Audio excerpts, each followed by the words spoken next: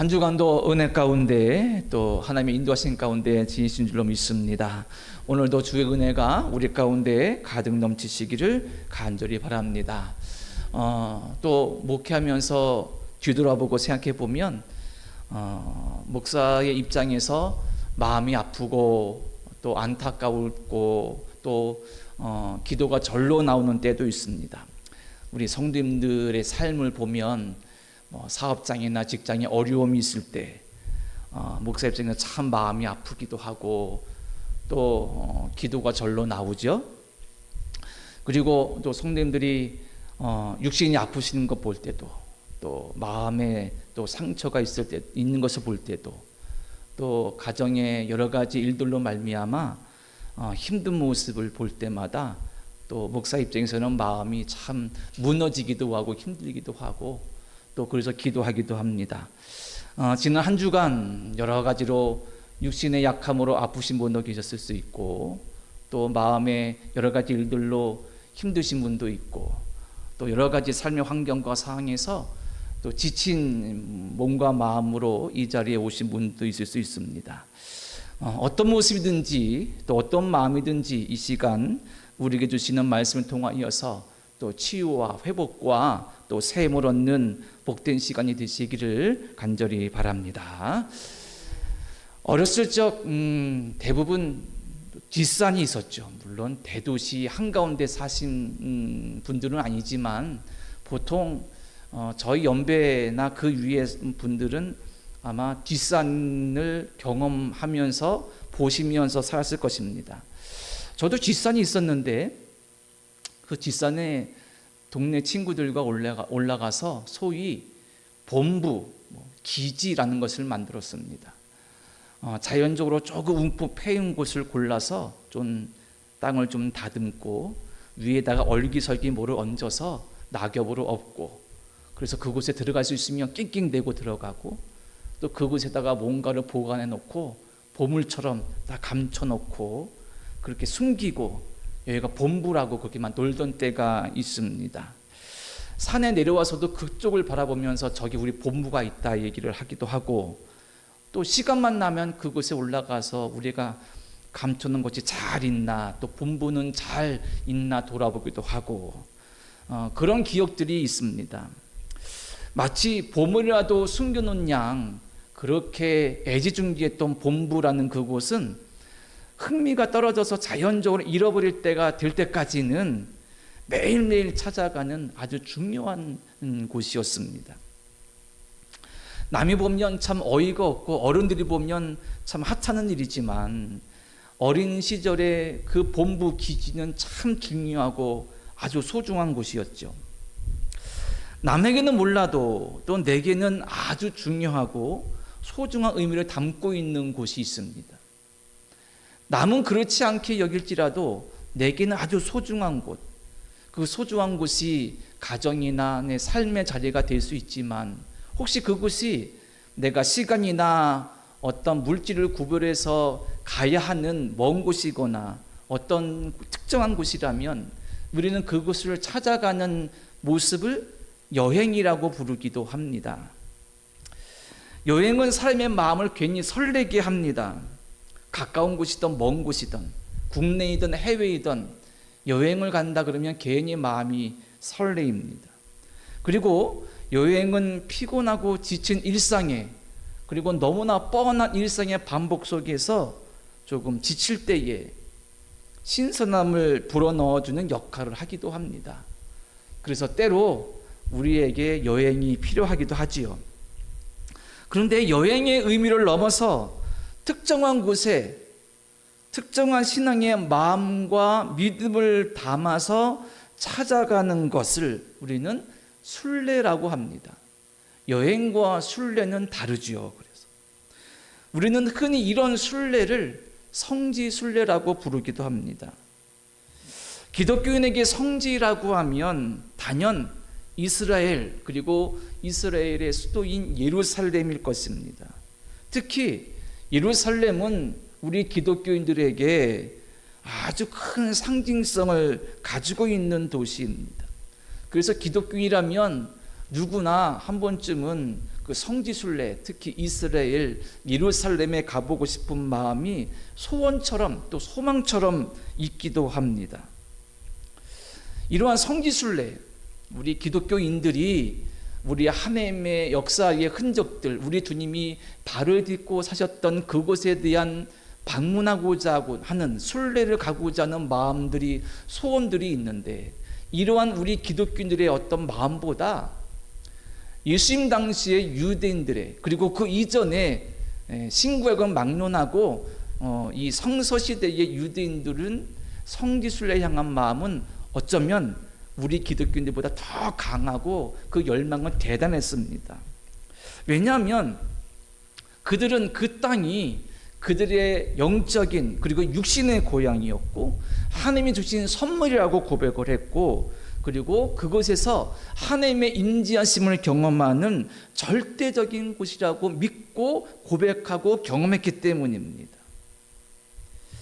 오늘 우리가 본문으로 택한 시편 84편은 이 예루살렘, 그리고 예루살렘 안에 있는 성전을 향해, 즉 순례하는 마음을 담고 있는 시입니다. 예루살렘 순례에 간절한 마음이 담겨져 있고, 그리고 그 예루살렘 성전에 임하시는 하나님에 대한 진실한 찬양과 경배와 감사의 고백이 담겨져 있습니다. 오늘 저는 이 시편 84편, 우리에게 너무나 익숙하지만 때로 우리가 그 의미를 깊이 알지 못할 수 있는 이 시인의 시를 통하여서 순례라는 의미, 우리에게 우리의 삶에 신앙의 순례는 어떤 의미일지를 함께 나누면서 우리의 삶을 돌아보기를 원합니다. 오늘 본문은 1절부터 12절까지 밖에 없기에 84편 전체가 하나의 시이지만 좀 구분해서 1절로 7절까지를 한 부분으로 나누고, 그리고 10절로 12절까지의 말씀을 한 부분으로 보고자 합니다. 중간에 8절과 9절은 조금 그 의미가 또 따로 살펴보는 부분들이 있기 때문에 조금 오늘은 1절로 7절까지 그리고 10절로 12절까지의 말씀을 두 부분으로 나누어서 함께 보고자 합니다. 먼저 1절과 7절까지에서 우리는 이 시인이 하나님께 가지고 있는 마음, 하나님을 향한 마음을 느낄 수가 있습니다. 우리들도 하나님을 향한 마음이 있습니다. 하나님을 향한 믿음이 있죠. 삶을 살며 길을 가며 일을 하면서 하나님이 떠오르고 하나님께 기도하고 하나님 도와주소서, 이런 마음들을 가지고 있습니다. 7절까지 우리는 이 간절한 하나님을 향한 마음을 우리가 느낄 수 있다는 것입니다. 그런데 아쉽게도 이 시편을 누가 쓴 것인지 정확하게 알 수가 없습니다. 시편 중에 상당 부분 다윗이 쓴 시로 우리가 알고 있으나 오늘 본문의 말씀은 정확한 저자가 누가 지은 시인지 알려져 있지 않습니다. 어떤 학자는 바벨론의 포로로 끌려간 그 유대인 중에 한 명이 이스라엘과 예루살렘을 그리워하면서 사모하면서 쓴 시다라고 말하고 있기도 하고, 또 어떤 학자는 제사장 중에 한 사람이 성전을 올라가면서 예루살렘을 향해서 가면서 지은 시라고 말하기도 합니다. 어쨌든 누가 시를 지었는지는 알 수가 없습니다. 하지만 이 시인이 하나님을 향해 품고 있고 그분을 향한 간절한 믿음을 사모하는 것은 아주 가득하게 느껴집니다. 먼저 1절로 4절까지 말씀을 읽어보면 이렇습니다. 만군의 여호와여, 주의 장막이 어찌 그리 사랑스러운지요. 내 영혼이 여호와의 궁정을 사모하여 쇠약하며 내 마음과 육체가 살아계신 하나님께 부르짖나이다. 나의 왕 나의 하나님 만군의 여호와여, 주의 제단에서 참새도 제집을 얻고 제비도 새끼들 보금자리를 얻었나이다. 주의 집에 사는 자들은 복이 있나니 그들이 항상 주를 찬송하리이다. 스텔라. 아멘. 자, 성전을 향한 시인의 간절하고도 정말 사모하는 마음이 구구절절히 느껴지지 않습니까? 그런데 여기서 우리가 놓치지 말할 것은 뭐냐면 이 시인이 주의 장막, 여호와의 궁정, 그리고 주의 제단, 주의 집, 이런 표현들을 쓰고 있기 때문에 성전을 향한 마음이 가득하구나 생각하지만, 우리가 놓치지 말 것은, 그가 말하고 있는 것은 건물로서의 성전이 아니라 그 가운데 임재하신 하나님께 향한 믿음의 고백인 것을 우리는 놓치지 말아야 됩니다. 자, 성전은 어떤 곳이었느냐? 다윗이 뜻하였죠. 자기가 머물 궁전을 예루살렘에 지어보니까 자기의 집은 화려한데 주님께서 임재하신다는 그 성막 성소는, 보관한 곳은 아주 형편없습니다. 그래서 성전을 짓고자 하는 마음이 감동되죠. 그리고 그 아들인 솔로몬에 의하여서 성전을 건축하게 됩니다. 아니, 그 전으로 시간을 돌려보면 하나님께서 애굽에서 이스라엘 백성들을 이끌어내시면서 모세에게 성막을 만들라고 명령하십니다. 그러면서 어떤 말씀을 주셨냐면, 출애굽기 25장 8절과 9절에 보면, 내가 그들 중에 거할 성소를 그들이 나를 위하여 짓되 물은 내가 내게 보이는 모양대로 장막을 짓고 기구들도 그 모양을 따라 지을지니라. 아멘. 하나님께서 모세에게 성막, 25장 8절, 출애굽기 25장 8절에는 성소라 그랬는데 성막, 성소, 회막 다 같은 말입니다. 하나님께서 말씀하시기를 그들이 나를 위하여 짓되, 그들 중에 거할 성소를 그들이 나를 위하여 짓되. 성소, 그러니까 성막 어떤 곳이냐면 하나님께서 내가 너희 가운데 임한다고 상징적으로 보여주시기 위하여서 만들라고 하신 곳입니다.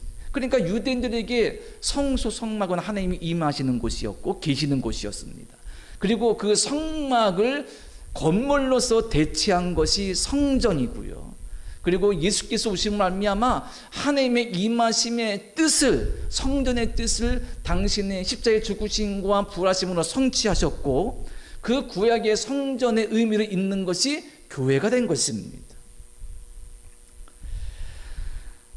자, 시인은 이렇게 성전을 향한 마음, 하나님이 계시는 그곳, 하나님이 함께 하시겠다고 약속하신 그곳에 대한 간절한 사모하는 마음을 구구절절히 노래하고 있습니다. 비천한 참새도 제비도 그곳에서 집을 얻을 만큼 안식과 쉼이 가득한 곳, 그곳에 사는 것 자체만으로도 복이라고 할 만큼 거기 사는 제사장들, 레위인들이 부러운 그곳, 살아계신 하나님께 부르짖고 기도할 수 있는 그곳, 그 성전을 향한 간절한 사모하는 마음을 담고 있습니다. 그런데 그 기쁨 속에는 그곳에 임재하시는 하나님께 가까이 나가고자 하는 간절한 믿음의 고백이, 찬송이, 노래가 담겨져 있는 것입니다. 그에게 참된 쉼과 안식이 소원인데 하나님 안에 그것이 있음을 그는 믿고 고백하기 때문입니다. 때문에 이 믿음의 고백 안에서 우리가 이 시인의 노래를 보니, 순례가, 성전을 향한 순례가 이런 것이구나. 순례는 하나님께 나아가고자 하는 마음과 발걸음이구나 라는 것을 우리가 생각하게 됩니다. 그렇습니다. 순례는 엄밀히 말해서 이스라엘이나 예루살렘 같은 특정 지역이나 특정 건물을 찾아가는 것이 아니라 하나님께 나아가는 마음이고, 하나님을 따라가는 마음이고, 하나님을 찾아가는 마음이 순례입니다. 하나님으로만 안식과 평화를 누릴 수가 있고, 하나님으로만 구원과 생명을 얻을 수 있음을 찬송하고 경배하면서 그분께 나아가는 마음이 순례자의 마음이고, 순례라는 것이고 믿음이라는 것입니다. 만약에 이 시편을 지은 사람이 바벨론의 포로로 있었다라고 한번 상상해 보시기 바랍니다. 이스라엘, 예루살렘과 당시 바벨론 제국과는 상당한 거리가 있습니다. 도보로 간다면 몇 달이 걸리는 거리일지 모릅니다.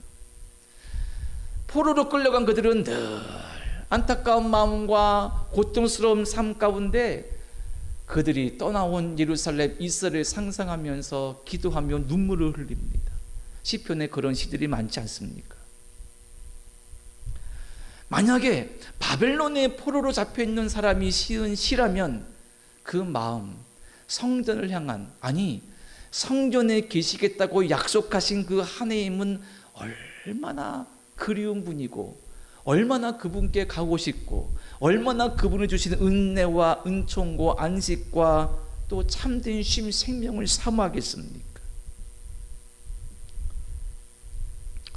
성도는 이런 사람입니다. 내가 어디 있든지 하나님을 사모하고 하나님을 그리워하고 하나님의 함께 하심을 바라고 소망하고, 그리고 하나님께 나아가고자 하는 마음으로 가득한 사람, 그런 사람이 성도인 것이고, 그런 사람이 가는 길이 순례길인 것입니다. 자, 이어지는 5절과 7절에 보면 이 시인은 성전, 아니 하나님께 한 걸음 한 걸음 가까이 나아가는 자가 얻고 경험하는 은혜와 사랑을 노래하고 있습니다. 한번 볼까요? 자, 5절부터 7절까지입니다. 한 목소리로 저와 함께 읽어보겠습니다. 자, 5절로 7절입니다. 시작. 주께 힘을 얻고 그 마음에 시온에 데려가 있는 자는 복이 있나이다. 그들이 눈물 골짜기로 지나갈 때에 그곳에 많은 샘이 있을 것이며 이른 비가 복을 채워주나이다. 그들은 힘을 얻고 더 얻어 나아가 시온에서 하나님 앞에 각기 나타나리이다. 아멘. 한 절씩 좀 보면 5절에 시온의 대로라는 말씀이 나옵니다. 우리가 복음성가나 어떤 축복의 말씀을 통해서 자주 듣는 말씀이기도 합니다. 시온의 대로, 말 그대로 큰 길로 느껴지지 않습니까?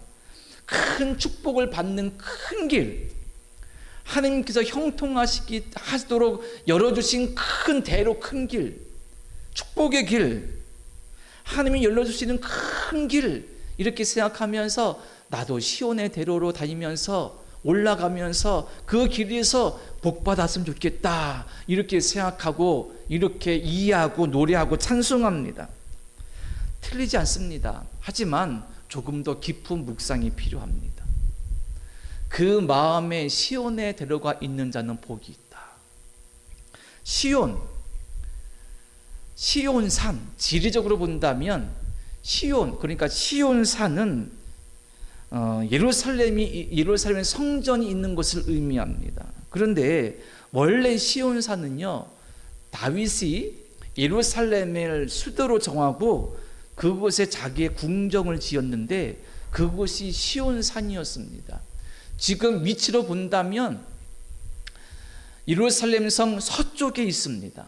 지금 그곳에 가면 그쯤에 마가다락방에 있는 그 지점쯤에 있습니다. 그러니까 지금의 예루살렘 성의 중심은 아닙니다. 그런데 이 성전은 어디 있었느냐? 우리는 보통 아브라함이 아들 이삭을 드리려 했던 모리아산에 성전이 지어진 것으로 알고 있습니다. 그리고 그곳은 어디냐면 우리가 뉴스를 통해 예루살렘이 쭉 비춰지면 늘 가장 한가운데 보이는 건물이 있습니다. 황금색으로 지붕을 동그랗게 한 황금돔이라 불리는 이슬람 사원이 있습니다. 그곳이 늘 이스라엘과 또 다른 아람민족 간에 다툼이 일어나는 그런 가장 중요한 배경이 되지 않습니까? 그곳이 솔로몬 성전이 세워졌던 곳으로 여기고 있습니다. 때문에 본래 시온산은 조금 서쪽이지만 이러한 배경에서 예루살렘 성전이 있었던 그 성을 시온산이라고 전통적으로 부르게 되었습니다. 이곳은 지리적으로 본다면 시온에 데려가 있는 자, 즉 그 성전이 있는 시온산을 향해 올라가는 것을 말하는 것이고, 이것을 신앙적인 영적인 의미로 본다면 하나님을 향해 나아가는 것을 뜻하고 있습니다. 내가 어떤 환난과 어려움과 곤란과 극심한 어려움과 슬픔이 있어도 내가 하나님을 의지하고 하나님께 나아가겠다, 하나님과 함께하겠다, 하나님만 바라보고 나가겠다, 이 믿음의 표현이 시온의 대로라는 것입니다. 그래서 뭐라 말했습니까? 주께 힘을 얻고 그 마음에 시온의 대로가 있는 자, 그 마음에 시온의 대로, 하나님께 나아가고자 하는, 하나님을 의지하고자 하는, 모든 환난과 어려움과 삶의 슬픔을 극복하고 하나님께 나아가고자 하는 자, 바로 순례의 마음에 시온에 데려가 그 길을 따라 순례하는 자의 마음을 이렇게 표현하고 있는 것입니다. 세번역 성경은 이 5절을 이렇게 말합니다. 주님께서 주시는 힘을 얻고 마음이 이미 시온의 순례길에 오른 사람들은 복이 있습니다. 마음에 이미 시온의 순례길에 오른 자는 복이 있다. 그러니까 막 무슨 큰 대로에서 복을 받고 그런 느낌보다는, 그런 의미보다는 하나님께 간절한 마음으로 한 걸음 한 걸음 힘들고 어려우던 나아가는 순례의 마음이 이 시온의 대로에 담겨져 있는 의미고 뜻이라는 사실입니다. 자, 그러면 그 다음 절 보면 6절에 우리가 읽었습니다.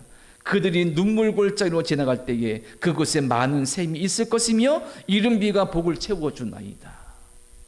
눈물 골짜기로 지나갈 때에 많은 샘이 터져서 물이 그 골짜기에 가득하고 이른 비가 내려서 생명이 막 자라난다라는 이 말입니다. 그런데 성경을 보십시오. 우리가 가진 성경에 눈물 골짜기 앞에 번호 1번이 기록되어 있지 않습니까? 그 1번이란 말은 성경 하단에 주석을 보라는 말인 겁니다. 설명을 보라고. 뭐라고 써 있습니까? 하단에 박하골짜기로 써 있습니다. 이 박하골짜기는 어떤 것을 의미하느냐 하면 예루살렘 성전으로 성으로 올라가려면 여러 골짜기를 지나가는데 그 골짜기 중에 한 특정한 골짜기로 보기도 합니다. 그런데 특정한 골짜기로 볼 수도 있지만 그 중동 지역의 팔레스틴 지역에 그 골짜기는 메마른 골짜기거든요. 그런 골짜기가 아주 많고 한도 끝도 없다는 것입니다. 그런 골짜기는 어떤 골짜기입니까? 눈물이 절로 나는 눈물 골짜기라는 거예요. 그러니까 이 눈물 골짜기, 박하 골짜기처럼 메마른 이 골짜기에 사람이 그런 메마른 땅을 지나가고 메마른 골짜기로 올라갈 때 눈물 나고 슬프고 절망과 미움과 증오와 실패 가운데 힘들고 어렵고 좌절하고 넘어지는 그 인생의 눈물의 골짜기에 하나님이 함께 하셔서 샘이 나게 하시고 이른 비가 내려서 생명이 움트고 안식이 있고 평화가 있고 쉼이 있을 수 있는 그런 자리로 만들어 주신다. 눈물 골짜기를, 메마른 박하 골짜기를 하나님께서 참된 생명으로 새롭게 하시고 풍성한 은혜를 베풀어 주신다라고 말씀하고 있습니다. 어떤 삶이 베풀어 주십니까? 5절과 연결해서 보면 그 마음에 시온에 데려가 있는 자, 그 마음이 시온을 향한 순례길을 떠나는 자, 즉 하나님을 향해서 나아가는 자, 그런 자에게 이러한 은혜가, 이러한 은총이, 이러한 평화가, 이러한 사랑이 넘칠 것이라고 말씀하고 있는 것입니다. 우리에게 이러한 은혜가 있기를, 내 삶이 눈물 골짜기처럼, 박하 골짜기처럼 메말라서 눈물이 나올 수밖에 없는 그런 힘들고 어려운 삶이라 할지라도 하나님께서 뿜어나오게 하시는 많은 샘들로, 하나님께서 내려주시는 이른 비로 풍성이 채워질 수 있는 우리의 모습, 우리의 삶, 우리의 마음이 되도록 우리는 신앙의 순례길을 멈추지 말아야 됩니다.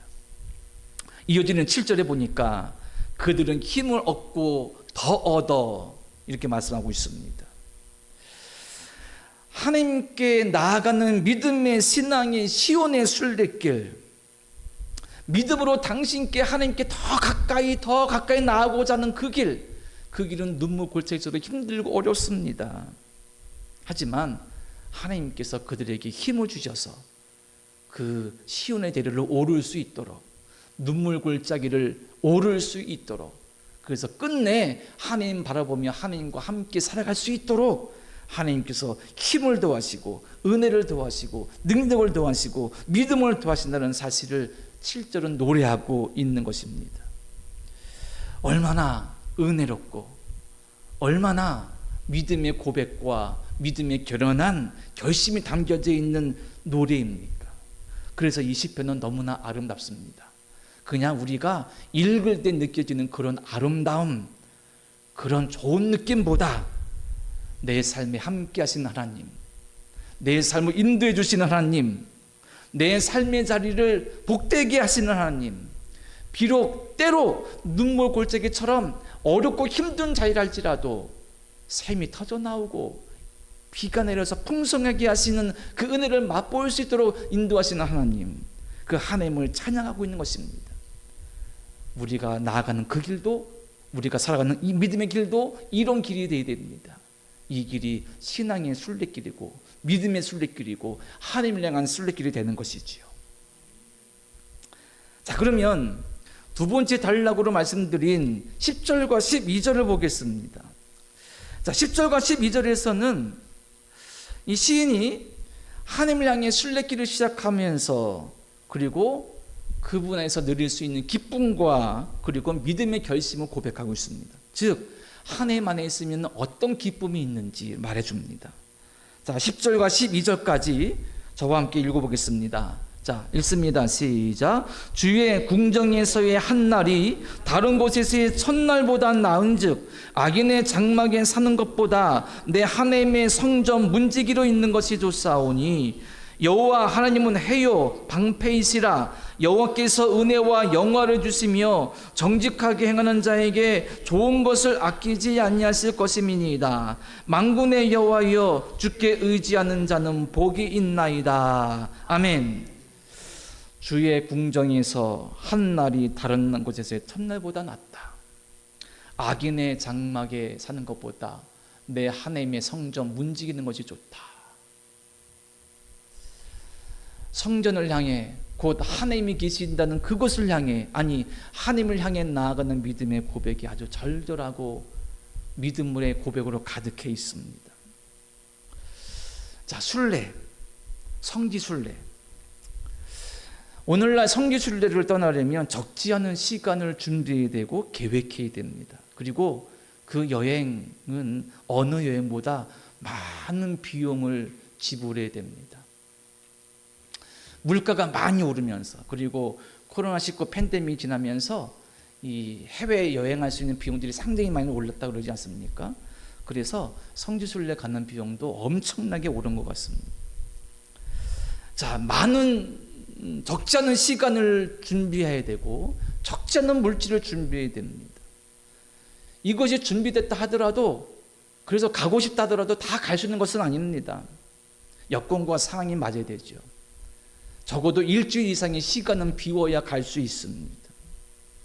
하나님의 은혜로 저는 2번의 성지순례를 다녀왔지만 한두 번은 더 가고 싶습니다. 가서 더 보고 싶고 더 느끼고 싶고 더 깨닫고 싶고 그런 기회가 있을지 모르겠으나 그런 마음이 있습니다. 그런데 그렇다고 성지가 그곳에만 있는 것은 아닙니다. 우리 국내도 성지가 많습니다. 우리는 그것을 국내 성지라고 그러고 국내 성지 순례라고 부르기도 합니다. 가까운 곳에 성지가 있습니다. 양화대교 근처에 가면 양화진 선교사 묘역이 있죠. 우리나라의 선교사로 들어오셔서 복음 전하다가 그곳에 묻히신 선교사들이 있습니다. 아펜젤러, 언더우드 이런 분들이 묻혀진 곳, 양화진 선교사 모역, 성지입니다. 처음 인천에 복음이 들어올 때, 그러니까 그곳 인천의 항구도 성지기 아니겠습니까? 전국 곳곳에 보면 처음 복음이 들어오던 흔적들이 많이 있습니다. 그런 곳에 기념교회가 세우고 있는 곳들이 있습니다. 성지입니다. 믿음으로 살다가 순교한 이들이 있습니다. 그 흔적들이 남아있는 곳 성지입니다. 예를 들자면 저 여수 애양원 가면 손야 목사님이 목회하시던 곳, 그리고 병자들을 치료하시는 곳이 있습니다. 성지입니다. 저 신안의 섬에 가면 문중기현 전도사가 6.25 때 총살당한 곳이 있습니다. 성지입니다. 우리나라에 성지가 엄청나게 많이 있습니다. 그런 곳에 우리 성도님들과 함께 한 번쯤 가보고 싶은 마음도 많습니다. 그런데 정말 성지는 이스라엘이나 예루살렘, 그리고 믿음의 선조들의 흔적이 남아있는 어떤 지역들, 그런 곳들이 정말 성지일까요? 성지의 의미는 그런 것일까요? 2018년 일주일간 두 번째 성지순례 다녀와서 그 성지순례 영상을 좀 찍었습니다. 그리고 다녀온 분들한테 그 영상을 편집해서 나눠드리고, 그리고 함께 못 가신 분들에게 보여드리려고 오후 예배 시간에 그것을 보여드린 적이 있습니다. 그 영상을 제가 편집하면서 마지막 부분에 이런 글을 썼습니다. 우리가 믿음으로 발을 딛고 사는 모든 것이 성지입니다. 성지는 이스라엘만이 아닙니다. 성지는 믿음의 사람들이 순교한 그것만이 아닙니다. 성지는 믿음의 성도들이, 우리들이 믿음으로 발을 딛고 사는 그것이 모두가 성지입니다. 다시 한번 10절의 말씀에 시인이 뭐라고 노래합니까? 주의 궁정에 서야 한 날이 다른 곳에서의 첫날보다 나은즉 악인의 장막에 사는 것보다 내 하나님의 문지기로 성전 문지기로 있는 것이 좋사오니, 다른 좋은 날보다 하나님과 함께하는 그날, 그 순간, 그 자리, 그 삶, 그런 인생, 그런 믿음을 갖고 있는 사람들이 발을 딛는 곳이 성지입니다. 뭐라고 말합니까?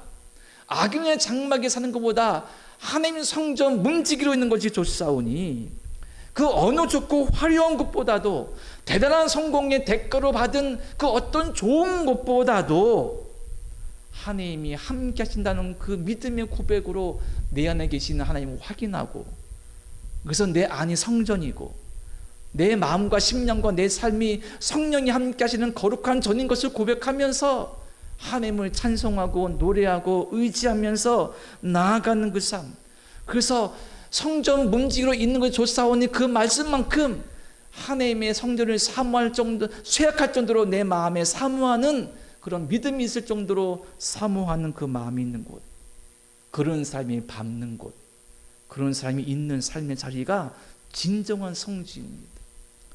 그래서 나는 성지순례 가고 싶었는데 한 번도 못 갔어, 불효할 필요 하나도 없습니다. 가면 의미가 새롭긴 하지만 못 가도 상관없습니다. 왜? 내 믿음 속으로 고백하는 그 자리가 예수께서 함께 하시는 자리이고 나를 인도하시고 살리는 자리가 되기 때문입니다. 마지막 12절에서는 이렇게 성지를 순례하듯 살아가는 삶에, 즉 하나님과 함께하는 귀하고 복된 삶이 될 수 있는 삶의 조건과 이유를 말합니다. 만군의 여호와여 주께 의지하는 자는 복이 있나이다. 어떤 자의 삶의 자리가 성지입니까? 주께 의지하는 자, 주님을 의지하는 자가 진정한 성지 순례를 하는 삶, 시온의 대로 주님을 향한, 하나님을 향한 순례의 삶을 살아가는 성도가 되는 것입니다. 우리의 삶이 눈물 골짜기 같을지라도 순례의 걸음, 믿음의 걸음을 멈추지 말아야 됩니다. 하나님을 향한 순례길을 멈추지 말아야 됩니다. 믿음으로 의지하며 주를 붙잡고 나아가는 삶, 이것이 우리를 복되게 하고 참된 생명과 은혜를 누리게 할 줄로 믿습니다. 말씀을 마칩니다. 베드로전서 1장 1절에서 사도 베드로는 자신의 편지를 읽는 성도들에게 이렇게 말했습니다. 예수 그리스도의 사도 베드로는 본도, 갈라디아, 갑바도기아, 아시아와 비두니아에 흩어진 나그네, 본도, 갈라디아, 갑바도기아, 아시아와 비두니아, 이곳은 어디냐면 지금의 튀르키예 지역입니다. 그 당시로는 이방 지역입니다. 그곳에 예수를 믿은 사람들이 여러 군데 있었습니다. 그래서 흩어져 이곳저곳에 교회를 세우고 예수를 믿는 사람들이 생겨났습니다. 그들을 베드로는 뭐라 말하느냐? 나그네라고 말했습니다. 나그네라는 말 참 정처 없죠. 우리 정세 본다면 나그네는 김삿갓처럼 정처 없이 떠돌아다니는 사람으로 느껴집니다. 그래서 마땅히 머물 것도 없고 그냥 그런 어떤 나그네라고 느낌이 있는데 그 의미가 순례자와 통합니다. 성경이 말씀하는 나그네는 우리가 느끼는 나그네의 느낌과 감정과 다릅니다. 성도를 나그네라 하는 까닭은 본향이 따로 있기 때문입니다.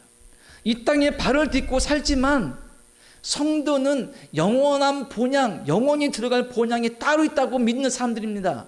그 성도들이 가지고 있는 영원한 본향, 본래 고향 어디입니까? 하나님입니다. 하나님 나라입니다. 하나님을 향해 하나님 나라를 바라보면서 사는 사람들, 이 땅의 삶이 힘들고 어려울지라도, 이 땅에 발을 딛고 사는 것이 어려울지라도 믿음으로 살며 하나님 나라 바라보는 사람, 그런 삶을 나그네라고 말하고 있는 것입니다. 순례자도 마찬가지입니다. 영원히 하나님 나라에 살 것을 소망하고 바라보면서 지금 이 땅을 하나님과 함께 순례하듯이 믿음의 마음, 섬김의 마음, 의지하는 마음, 주께 경배하고 찬송하는 마음으로 살아가는 사람, 그런 사람들이 순례자라는 것입니다. 순례자가 되기를 원합니다. 그리고 이 믿음의 순례, 하나님을 향한 순례가 쉽지 않습니다. 하지만 우리가 5절과 7절에서 보았듯이 주께 힘을 얻고 더 얻어서 나아갈 수 있습니다. 하나님께서 우리가 믿음의 순례길을 걸을 수 있는 힘과 능력을 주십니다. 사랑하는 성도 여러분, 이 믿음의 순례를 멈추지 말고 하나님을 향한 순례의 길임을 깨달아서 우리의 삶의 자리를 순례길로 만드시기 바랍니다. 이 말씀 붙잡고 한 주간 나아가서 사실 때마다 내가 발을 딛고 있는 그 자리, 가정, 사업장, 직장과 내 모든 삶의 자리가 주님과 함께하는 거룩한 성지가 되어서 순례하듯 주님과 함께 살아가는 우리 모두가 되기를 간절히 바랍니다. 이 믿음으로 승리하는 한 주간 되시기를 간절히 축원합니다. 기도드립니다. 하나님을 향한 순례를 멈추지 않게 하옵소서. 하나님, 시인의 노래를 읽고 묵상하며 그가 얼마나 하나님을 사모했는지, 얼마나 하나님을 사랑했는지, 얼마나 하나님께 의지했는지, 얼마나 간절한 믿음으로 고백하며 찬송했는지 느끼게 됩니다. 우리도 그처럼 믿음의 순례길, 하나님의 향한 순례길을 멈추지 않게 도와주시고 우리 안에 계신 하나님, 우리와 함께 하신 하나님을 생각하며 내 삶의 자리가 성지가 되고 성전이 됨을 깨달아서 감사하며 찬송하며 노래하며 나아갈 수 있는 은혜를 주님 베풀어 주시옵소서. 예수님의 이름으로 기도드립니다. 아멘.